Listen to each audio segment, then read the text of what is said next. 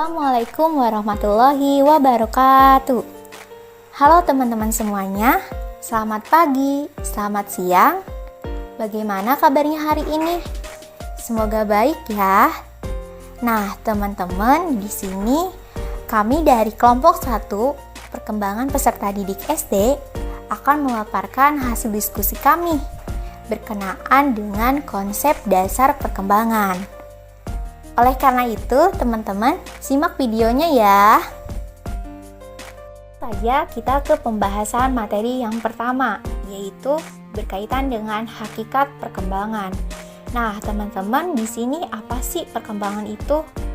Di sini secara umum, konsep perkembangan dikemukakan oleh Wenner atau Sunarto dan Hartono pada tahun 2008. Mereka mengemukakan bahwasanya perkembangan sesuai dengan prinsip ortogenetis, yaitu perkembangan berlangsung dari keadaan global dan kurang berdiferensiasi sampai kepada keadaan diferensiasi, artikulasi, dan integrasi meningkat secara bertahap. Lalu ada juga nih teman-teman pendapat lain dari Yusuf pada tahun 2019. Beliau mengartikan bahwasanya perkembangan sebagai suatu perubahan progresif dan kontinu atau berkesinambungan dalam diri individu dari mulai lahir sampai mati.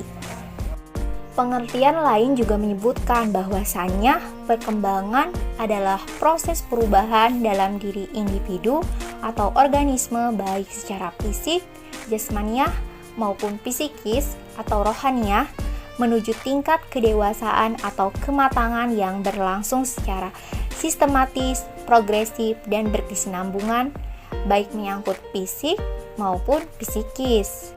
Nah, teman-teman, dari definisi tersebut dapat kita ambil kesimpulan nih bahwasanya perkembangan itu adalah suatu proses perubahan individu, baik itu secara kuantitatif maupun kualitatif, tentunya dalam rentang kehidupannya. Pada hakikatnya, perkembangan adalah suatu proses perubahan pada seseorang ke arah yang lebih maju dan lebih dewasa. Untuk selanjutnya, teman-teman, kita akan membahas mengenai hakikat perkembangan yang dapat dilihat paling tidak dari 3 konsepsi. Yang pertama yaitu konsepsi asosiasi dan neo-asosiasi. Yang kedua, konsepsi Gestalt dan neo-Gestalt. Yang ketiga, konsepsi sosiologisme. Menurut konsep yang pertama yaitu konsep asosiasi, perkembangan itu tiada lain merupakan suatu proses asosiasi.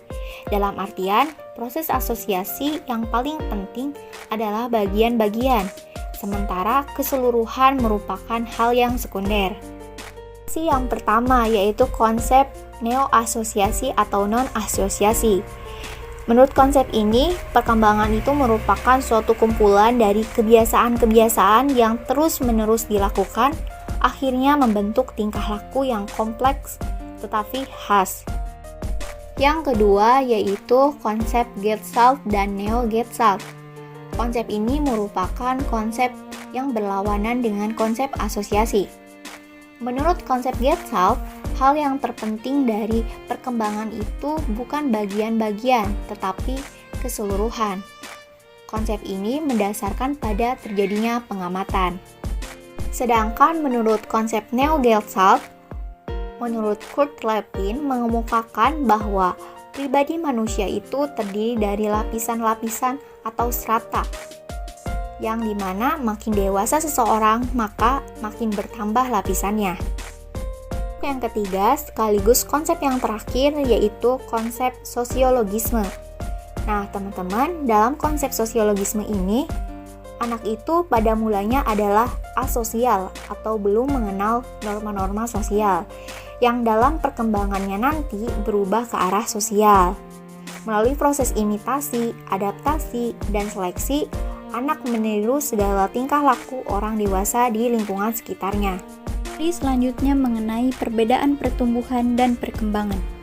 Sederhana menurut Pak Ijah tahun 2020 menjelaskan bahwa pertumbuhan diartikan sebagai suatu proses bertambahnya tinggi, volume, atau massa tubuh pada makhluk hidup. Proses ini bersifat kuantitatif atau dapat diukur dan dihitung dengan angka. Melalui deskripsi pertumbuhan tersebut, dapat disimpulkan bahwa pertumbuhan ditandai dengan bertambahnya ukuran berat badan dan tinggi badan. Sementara perkembangan ditandai dengan perubahan kecakapan, kematangan fisik, emosi, dan pikiran menuju kedewasaan. Di antara pertumbuhan dan perkembangan adalah pertumbuhan dan perkembangan merupakan proses yang berjalan sejajar dan berdampingan. Pertumbuhan diikuti dengan proses perkembangan, yaitu proses biologis makhluk hidup menuju tingkat kedewasaan. Jika istilah pertumbuhan dan perkembangan digunakan secara bersamaan atau pertumbuhan dan perkembangan, maka artinya memiliki makna yang kompleks, yaitu berkaitan dengan masalah fisik, mental, dan emosional. Untuk materi selanjutnya ada aspek-aspek perkembangan. Yang pertama ada aspek fisik. Nah, perkembangan ini itu terjadi pada fisik. Perkembangan fisik manusia itu terjadi dari masa pralahir dan terus berlangsung sampai setelah lahir. Menurut Horlock, tahun 1950, bahwa perkembangan fisik manusia meliputi 4 aspek, yaitu sistem syaraf, otot-otot, kelenjar endokrin, dan struktur fisik atau tubuh. Sistem syaraf berpengaruh pada perkembangan kecerdasan dan emosi. Kemudian otot-otot berpengaruh pada perkembangan kekuatan dan kemampuan motorik.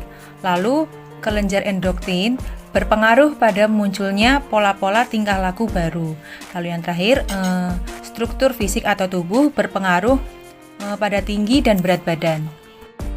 Selain keempat aspek tersebut, aspek yang tak kalah pentingnya dari perkembangan fisik adalah otak. Otak mempunyai pengaruh yang sangat menentukan bagi perkembangan aspek-aspek lainnya. Perkembangan otak berpengaruh kepada perkembangan motorik, intelektual, emosional, sosial, moral, maupun kepribadian. Pertumbuhan otak yang normal memberikan pengaruh positif terhadap perkembangan aspek lainnya dan juga sebaliknya. Lalu yang kedua ada aspek intelijensi. Intelijensi atau daya pikir berkembang sejalan dengan pertumbuhan syaraf otak. Perkembangan intelijensi dipengaruhi oleh kematangan otak yang mampu menunjukkan fungsinya secara baik. Menurut Woolfolk pada tahun 1995 menyebutkan bahwa intelijensi itu ada 3 pengertian. Yang pertama, kemampuan untuk belajar, lalu yang kedua, keseluruhan pengetahuan yang diperoleh, yang ketiga, kemampuan untuk beradaptasi dengan situasi baru atau lingkungan pada umumnya. Tingkat intelijensi setiap manusia itu berbeda-beda, dan untuk mengetahuinya diperlukan tes. Nah, nama tesnya itu tes intelijensi atau tes IQ. Lalu yang ketiga ada aspek emosi. Dalam KBBI, emosi itu memiliki 3 arti. Yang pertama, ucapan. Yang kedua ada keadaan dan reaksi psikologis dan fisiologis. Lalu yang ketiga ada marah. Emosi setiap orang itu berbeda-beda. Hal ini tergantung kepada perasaannya sendiri. Inilah yang disebut dengan emosi itu subjektif. Emosi dapat dikelompokkan pada 2 kelompok. Yang pertama itu emosi sensoris dan yang kedua emosi psikis. Nah, emosi sensoris ini merupakan emosi yang ditimbulkan oleh rangsangan dari luar terhadap tubuh. Misalnya rasa dingin yang ditimbulkan oleh cuaca. Kalau yang emosi psikis ini merupakan emosi yang mempunyai alasan-alasan kejiwaan. Lalu yang keempat ada aspek sosial. Menurut Yusuf tahun 2009, perkembangan sosial merupakan pencapaian kematangan dalam sosial, atau diartikan pula sebagai proses belajar untuk menyesuaikan diri terhadap norma-norma kelompok, moral, dan tradisi yang meleburkan diri menjadi satu kesatuan dan saling berkomunikasi dan bekerja sama. Lalu yang kelima ada aspek bahasa. Bahasa termasuk ke dalam aspek perkembangan, karena sebagaimana yang kita ketahui, ketika bayi baru lahir itu belum mampu berkata-kata. Nah, bahasa universal yang dimiliki bayi adalah menangis. Karena melalui menangis itu, bayi menyampaikan pesan kepada orang tuanya bahwa dia lapar, tidak nyaman, takut, gelisah, sakit, dan sebagaimana lainnya. Lalu yang keenam ada aspek bakat. Nah, bakat ini merupakan kemampuan tertentu atau khusus yang dimiliki oleh seorang individu yang hanya dengan rangsangan atau sedikit latihan, bakat itu dapat berkembang. Bakat dapat berkembang dengan cepat jika ada fasilitas yang dapat mengembangkannya, misalnya melalui latihan atau sarana pendukung lainnya.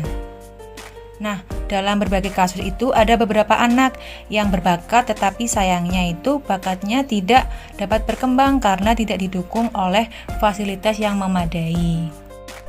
Lalu yang ketujuh ada aspek sikap. Pada masa bayi, belum dipersoalkan tentang moral. Namun, seiring dengan pertumbuhan dan perkembangan fisik serta psikis, maka anak pun mengalami perkembangan sikap atau nilai atau moral. Dalam perkembangannya, anak mengenal aturan-aturan atau moral, namun masih relatif rendah atau terbatas. Nah, melalui aturan ini, anak mengenal nilai boleh atau tidak boleh, kemudian baik atau tidak baik. Selanjutnya yaitu mengenai faktor-faktor yang mempengaruhi perkembangan individu. Yusuf dan Sukhandi tahun 2018 menyebutkan bahwa ada dua faktor yang mempengaruhi perkembangan individu, yaitu faktor genetika atau herediter, dan yang kedua ada faktor lingkungan. Faktor genetika merupakan faktor keturunan yang diturunkan melalui gen-gen dari orang tua kandung sejak masa konsepsi baik berupa fisik maupun psikis. Fisik yang diturunkan kepada anak misalnya postur tubuh tinggi, posisi gigi, kemiripan wajah, bentuk wajah, dan sebagainya. Sedangkan psikis yang diturunkan adalah berupa sifat-sifat, watak, dan kepribadian. Faktor genetika yang mempengaruhi perkembangan individu adalah faktor lingkungan. Faktor lingkungan yang dimaksud adalah bisa dari lingkungan keluarga, lingkungan sekolah, dan lingkungan masyarakat. Anak yang dilahirkan dan dibesarkan di keluarga yang memegang teguh nilai, norma, dan agama akan tumbuh menjadi anak yang memiliki nilai, norma, dan agama yang kuat. Selain keluarga, lingkungan juga dapat mempengaruhi perkembangan anak. Jika faktor lingkungan lebih kuat dan dominan, maka anak akan mendapatkan pengaruhnya dari lingkungan. Untuk faktor lingkungan selanjutnya yaitu ada lingkungan sekolah, di mana sebagian waktu anak digunakan di sekolah. Jadi, sekolah yang menerapkan disiplin yang tinggi juga adab yang mulia, maka dapat memberikan pengaruh yang baik kepada anak. Teman-teman, untuk selanjutnya kita akan membahas materi terakhir, yaitu berkaitan dengan prinsip-prinsip perkembangan.